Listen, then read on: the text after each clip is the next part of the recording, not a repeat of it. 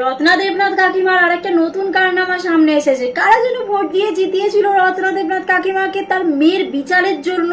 রত্না দেবনাথ কাকিমার মূল কথা ছিল যে উনি পদে গেলেই, উনি ক্ষমতা পেলে তবেই ওনার মেয়ের বিচার পাবেন। সেটার এখনো কোনো কুলকিনারা খুঁজে পাওয়া যায়নি। হ্যাঁ, হচ্ছে। তবে যেই নতুন একটা জিনিস সামনে এসেছে সেটা কতটা সত্যি জানি না, তবে অবশ্যই সেই কথাটা তোমাদেরকে শোনাবো যে ওনাদের ওখানকার একটা মন্দিরের প্রণামী বাক্সের হেফাজত উনি করবেন। মানে তোলাবাজি শুরু হয়ে গেছে নতুন ভাবে। তো চলুন ওই মন্দিরের যে সেবায়েত তার সঙ্গে একটা সংবাদ মাধ্যমের কোনো সাংবাদিক হয়তো অডিও কলে কথা বলেছেন, তো সেই যে রেকর্ডটা সেটা তোমাদের সাথে শেয়ার করব। বঙ্কুবাবু বলছেন? হ্যাঁ, বঙ্কু বলছি। আচ্ছা, আপনি তো সেবাইত বোধ হয় হ্যাঁ হ্যাঁ হ্যাঁ হ্যাঁ, আপনি জানেন তো, এই মন্দিরে এসেছেন তো? হ্যাঁ, আমি সন্ময় বন্দ্যোপাধ্যায় বলছি। বুঝতে পেরেছি। আচ্ছা, নাম এরকম- লেখা আছে কেন? আচ্ছা, ফোন নাম্বার লেখা আছে। একটা খবর পেলাম, সেটা হচ্ছে আপনাদের দুটো যে প্রণামীর বাক্স, সেই দুটো বাক্স কি কেউ চেয়ে পাঠিয়েছে? হ্যাঁ, আর বলবেন না। কালকে রত্না দেবীর স্বামী এসে বলছে, প্রথমে এসে প্রশ্ন করলো সবার সামনে, চাবি কার কাছে আছে? চাষ বাক্সের চাবি, মন্দিরের চাবি। তাহলে কেন বলুন তো? মন্দিরে তো আমার বংশ পরম্পরা, গুরু পরম্পরার মন্দির, চাবি খুঁজতে হচ্ছে কেন? না, আমরা কাজটি করব, আপনাকে যা ক্যাশ পড়বে আমাদের জমা দিতে হবে। কে বলছে? জমা দিতে হবে। এটা সঞ্জয়, ওনার স্বামী। শেখর দেবনাথ? না না, হ্যাঁ, শেখর দেন না। আচ্ছা, তারপর? আমি বললাম যে দেখুন, আমরা এত সারা জীবন সারা বছর খেটে, হ্যাঁ, খরচা করে ঠাকুরকে সাজানো গোজানো সব কিছু করে এখন আপনার কাছে ক্যাশ ফেরত দেবো, যে এটা কি করে বলছেন? বলছে না, এটা করতেই হবে। বুঝেছেন? তো মন্দিরের ভেতরে সেবাইতের বাক্স নিয়ে যাবেন বিধায়কের স্বামী? হ্যাঁ মানে বিধায়কের স্বামী নেবে না কে নিতে? হ্যাঁ, স্বামী বলে গেছে যে আমাদের দিতে হবে। সব নিয়ে যাবো আমরা, এবং ওনার বাড়িতে গোনা হবে। এই অভিজ্ঞতা কি মানে কোনোদিন হয়েছিল আপনার জীবনে কোনদিন হয়নি। এত বছর এত পার্টি গেছে, এত হয়েছে। হ্যাঁ, সিপিএম ছিল 34 বছর, তৃণমূল ছিল 15 বছর, তার আগে বিজেপি গেছে, তারপরে কংগ্রেস গেছে। আপনাকে? মানে রত্না দেবনাথের স্বামী, হ্যাঁ তিনি এটা বলেছেন, তাই তো? হ্যাঁ হ্যাঁ হ্যাঁ। শেখর দেবনাথ।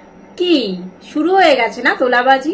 জানি না এই ঘটনাটা কতটা সত্যি কতটা মিথ্যে। যদি এটা সত্যি হয়ে থাকে, ভাবনার বিষয়। মানে রাম মন্দির থেকে অনুপ্রাণিত হয়ে এই জিনিসটা করার চেষ্টা করছে নাকি? মন্দিরের প্রণামী বাক্সের টাকা ওনাদের হেফাজতে থাকবে, ওনারা করবেন, মানে কি জন্য? কারণ কি? আজ পর্যন্ত কোনো সরকার, তোলামূল যেটাকে বলা হয়, সেই সরকারও এমন কাজ করেনি যেই কাজ এখানটাই শুরু হতে চলেছে। মানে এবার থেকে মন্দিরগুলো সুরক্ষা মানে চাইবে, মেয়েদের মতন মন্দিরগুলো সুরক্ষিত নয় এনাদের কাছ থেকে। মানে ভাবা যায় কত দূর বেড়ে গিয়েছে। উনি ভোটে কেঁদে কুনতে প্রার্থী হলেন, মেয়ের বিচার চাওয়ার জন্য উনি ভোটে দাঁড়ালেন। সেইখানটায় দাঁড়িয়ে আজ 2 মাস হতে যায়, কি শুনানি বার হচ্ছে, কি হচ্ছে। ওনারা বলছেন ওনারা হতাশ হচ্ছেন, ওনাদের আগের সরকার খারাপ ছিল, এই সরকার ভালো, তারপরেও ওনারা হতাশ হচ্ছেন। সবকিছু ঠিক আছে, কিন্তু এটা কি ওনার হাজবেন্ড, মানে ওনার ওয়াইফের, মানে রত্না দেবনাথ কাকিমার কি পদের যে এটা, তার থেকে ভালো একটা লাভ করবে তেমন কিছু ভেবেছে? মানে আমাদের ক্ষতি হয়েছে, এবার আমরা পুরো রাজ্যটার ক্ষতি করব, এমন কোনো ব্যাপার নাকি? যদি ব্যাপারটা সত্যি হয়ে থাকে তাহলে আমি পানিহাটির লোকজনদের কথা ভাবছি, যারা কান্নাকাটি করে বুকে জড়িয়ে ধরেছিল, যারা বিশ্বাস করে মানুষটাকে ভোট দিয়ে জিতিয়ে ওই আসনটা দিয়েছে, তাদের কথা ভাবছি। তাদের সাথে কি হতে চলেছে? মানে যে মন্দিরের প্রণামী বাক্সকে ছাড়ছে না, সে লোকের বাড়ি থেকেও তোলাবাজ, মানে তোলামূলদের যে নামটা, সেই নামটা নিজের এতে যোগ করে তোলাবাজের কাজটা চালাতে পারে, তাই নয় কি? যাই হোক, বেশি কিছু বললে আবার অন্ধভক্তদের গায়ে লেগে যাবে। কিন্তু এই যে অডিও রেকর্ডটা, এটা শুনে ভালোভাবেই বোঝা যাচ্ছে যে কি হচ্ছে আমাদের রাজ্যে। এই জিনিসটা ওপর মহলে যাক, এই জিনিসটা যাওয়ার পর কি স্টেপ নেয় সেটা দেখার, আর যদি এটা মিথ্যে হয়ে থাকে, যেই দুজন কলে ছিল তাদের সাথে কি হয় সেটা দেখার। কিন্তু কাকিমা কি করছেন এইসব? আপনার হাজবেন্ডকে সামলান, এ তো অতি লোভে তাঁতি নষ্ট হয়ে যাবে। অভয়ের মা কি বলছে শুনুন। এতদিন বাদে কি বলছে অভয়ের মা শুনে যান। যে আগে যে মানে আমি খুলে বলে দিচ্ছি, আগে যে আমাদের মুখ্যমন্ত্রী ছিল আমাদের মমতা দিদি ভাই, উনি তো কিছু করতে পারেনি। তারপরে কি বলছে কথাটা, এখন যে মুখ্যমন্ত্রী হয়েছে তার মানে নামটা বলে দিচ্ছি, আমাদের শুভেন্দু দাদা স্যারকে বলছে, সেও কিছু করতে পারছে না, হাত বেঁধে রেখেছে। একবার কি বলছে শুনুন, তারপরে বেশি বেশি করে শেয়ার করে দেবেন যেন এই ভিডিওটা আমাদের নতুন মুখ্যমন্ত্রী শুনতে পারে। কি বলছে অভয়ের মাটা একবার শুনে যান। আমি খুব ডিস্টার্ব যে এতদিন আমাদের যে মুখ্যমন্ত্রী ছিলেন তিনি আইনের শাসন প্রতিষ্ঠা করতে দিতেন না, এখন তো আইনের শাসন প্রতিষ্ঠা হয়েছে, তবুও সিবিআই কার হাত, কে বেঁধে রেখেছে তার হাতটা যে সিবিআই কোনো কাজ করতে পারছে না। আচ্ছা, মমতা ব্যানার্জি চোরের রানী এই আখ্যা কিন্তু বহু মানুষ দিয়ে থাকে। আমাদের পশ্চিমবঙ্গের মানুষ আমরা দেখেছি অনেক জায়গায়, সোশ্যাল মিডিয়ায়, নিউজ পেপারে, টিভির পর্দা দেখেছি আমরা, অনেকে আমাদের মমতা ব্যানার্জিকে চোরের রানী আখ্যা দিয়ে থাকে। আচ্ছা, আপনারা বুকে হাত দিয়ে বলুন তো, এই মমতা ব্যানার্জি এই পশ্চিমবঙ্গের জন্য কিছু করেননি। এই মমতা ব্যানার্জি সারা ভারতবর্ষের মধ্যে সব থেকে গরিব মুখ্যমন্ত্রীর তালিকায় আছেন। এই মমতা ব্যানার্জি হাওয়ায় চপ্পল এখনো পরেন। এই মমতা ব্যানার্জি এখনো টালির ঘরে এখনো থাকেন। এই মমতা ব্যানার্জি সারা পশ্চিমবঙ্গের মানুষদের জন্য ভালো ভালো প্রকল্প তৈরি করে অনেক গরিব মানুষ, সাধারণ মানুষের জন্য প্রকল্প তৈরি করে গিয়েছেন।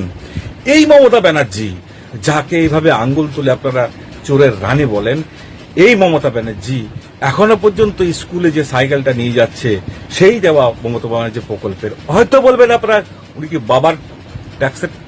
বাবার টাকা দিয়ে দিচ্ছেন, জনসাধারণের ট্যাক্সে দিয়ে দিচ্ছেন, কিন্তু উন্নয়নমূলক কাজ কিন্তু করে গেছেন, ইতিহাসে কিন্তু নজির থাকবে এই মমতা ব্যানার্জি।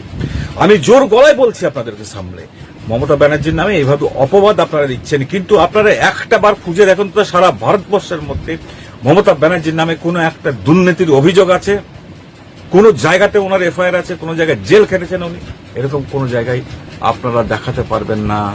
তাহলে মমতা ব্যানার্জি আজকের যে প্রকল্পগুলো তৈরি করে গেছেন সেই প্রকল্পের ভর করে আজকে নতুন যে সরকার এসছে সেই সরকার কিন্তু ওই প্রকল্পগুলোকে রিমডেলিং করার জন্য প্রতিশ্রুতি দিয়ে যাচ্ছে। কিন্তু ওই মমতা ব্যানার্জি যেভাবে প্রকল্পগুলো, ভাতাগুলো দিয়েছেন জনসাধারণকে, খুব সহজভাবে এবং সহজ যে ডকুমেন্টস গুলো লাগে সেই ডকুমেন্টস চেয়ে কিন্তু দিয়েছেন। উনি যখনই বলেছেন তখনই কিন্তু ওইগুলোকে করার চেষ্টা করেছেন। মমতা ব্যানার্জি হওয়া খুব কঠিন। ভারতবর্ষের ইতিহাসে নজিরবিহীন এক মুখ্যমন্ত্রীর নাম যার মমতা ব্যানার্জি। আপনারা ভাববেন হয়তো আমি চটি চাটা, হয়তো ভাববেন যে কিছু পেয়েছে, হয়তো ভাববেন চামচা, হয়তো ভাববেন মোল্লা, হয়তো ভাববেন জেহাদি, যার কারণে তৃণমূল সরকারের হয়ে এই মানুষটি কথা বলে। কিন্তু না বন্ধু, আমি আওয়াজ তুলি, প্রতিবাদ করি, সব জিনিসের জন্যই করি। যেটা হুমায়ুন কবির যে কথাগুলো বলেছে সেই কথাগুলোর জন্য আমি প্রতিবাদ করেছি। ধর্মের নামে রাজনীতি করা আমাদের ভারতবর্ষে একটা ট্র্যাডিশনাল হয়ে গেছে। এই ট্র্যাডিশনাল যতদিন বন্ধ না হচ্ছে ততদিন পর্যন্ত ভারতবর্ষের উন্নতি করা খুব কঠিন। মমতা ব্যানার্জি এমনই একটা ব্র্যান্ড যার নাম ভাঙিয়ে বহু মানুষ দুর্নীতি করেছে, তোলাবাজি করেছে, এটারই নাম মমতা। সেই মমতা ব্যানার্জি আজ অসহায়, একা, তাকে যথেচ্ছ ভাষায় অপমান করা হয়েছে, তার ছবিকে নিয়ে এমনভাবে ব্যঙ্গ করা হয়েছে যেটা তার নারীর অসম্মান, আমরা মনে করি নারীর অসম্মান। তো বন্ধু, আমি বেশি কিছু বলতে চাইছি না। মমতা ব্যানার্জি একজন পশ্চিমবঙ্গের, সারা ভারতবর্ষের একটা ব্র্যান্ড নেম। এখনো মমতা ব্যানার্জিকে আজকের শাসক দল ভয় করে, তার জ্বলন্ত উদাহরণ, তাকে পারমিশন দেওয়া হলো না 21শে জুলাইয়ের জন্য। ভয় পেয়েছে, যদি মমতা ব্যানার্জি বড় কিছু আবার আন্দোলন শুরু করে দেয়, ভয় পাওয়ার কিছু নাই। সবাই সবার মতন রাজনীতি সুষ্ঠুভাবে রাজনীতি করলেই দেশটা ভালো থাকে। গরিব মানুষদের জন্য এমন কিছু করেননি উনি যেটা আপনি দেখাতে পারবেন না। গরিব মানুষদের জন্য উনি যে হকার উচ্ছেদ আজকের শাসক দল করে যাচ্ছে, উনি কিন্তু হকারগুলোকে ভালোবেসেছেন, হকারগুলোকে উচ্ছেদ করেননি। তিনি জানতেন যে এরা সবাই গরিব মানুষ, পরিক্রমে খাচ্ছে, সংসার চালাচ্ছে। যদি এদেরকে হকার উচ্ছেদ করে দেওয়া হয় বলপূর্বক, তাহলে এরা অসহায় হয়ে যাবে। হ্যাঁ, যারা হকার তারা সরকারের জমির উপরে ব্যবসা করছেন, কিন্তু এটা তো হতে পারত যে তাদের কাছ থেকে কিছু টাকা নিয়ে মাসিক একটা কিস্তিতে তাদেরকে আবার ওই জায়গাতে পুনর্বাসন করে দেওয়া। কিন্তু না, বিনা নোটিশে 10 দিনের নোটিশে হঠাৎ করে এসে বুলডোজার নিয়ে ধূলিসাৎ করে দেওয়া হলো। লক্ষ লক্ষ পশ্চিমবঙ্গের সেই বেকার যুবক যুবতীদের জন্য, যার আজকে কিন্তু তাদের কোনো কর্মসংস্থান নেই, তার বিরুদ্ধে গর্জে ওঠা জনসাধারণের কাজ। আমরা সেই গর্জে ওঠার জন্যই প্রস্তুত। তাই মমতা ব্যানার্জি একজন ব্র্যান্ড, উনি আবার ঘুরে দাঁড়াবেন, এটাই আমাদের প্রার্থনা। ভালো থাকবেন, সুস্থ থাকবেন, ধন্যবাদ।